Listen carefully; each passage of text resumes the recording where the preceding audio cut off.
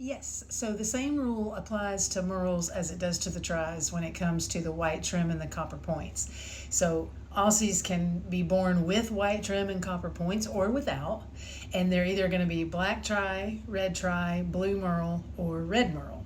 So no white spots on the back. It has to be all color on the back. The white trim, they can have a full white collar or a half collar, or a lot of mine just have like a white spot on the back of their neck.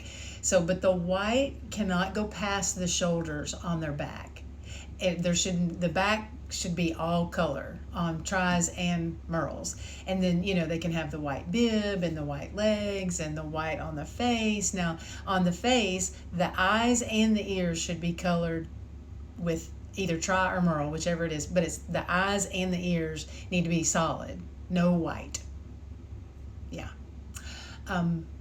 The merle is a gene.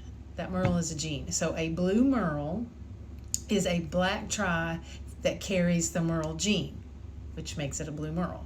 And a red merle is a red try that carries the merle gene, makes it a red merle. That gene, that merle gene, it kind of acts like almost like tie-dye a little bit. So it goes in and it just like busts up the color, right? And that's why you get all the different patterns and splotchy, like you might have a big black patch on a blue merle, or no patches. It could just be almost gray looking. You've probably seen some of those where the merle it's completely busted up the color and it's just almost gray looking, but it's still a blue merle.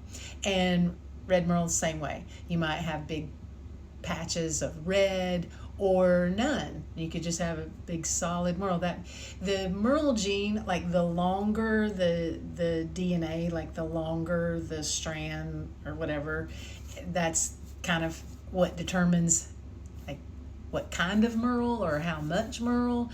But in layman's terms, the easiest way to explain it is just think of a tie-dye t-shirt, and that merle gene just goes in and just bleaches all the color out, and then at the end result you get a different pattern every time.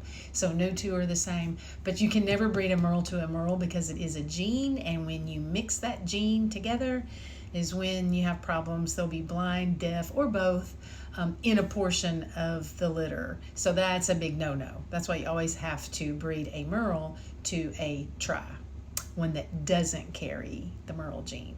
So, but as far as the white trim and the copper points, the same rule applies to everybody. So that's why Mr. Rocky is mismarked, because his white collar comes too far down onto his back, and then that white spot on his lower back, like those just shouldn't be there. But he's still beautiful and he's still perfect.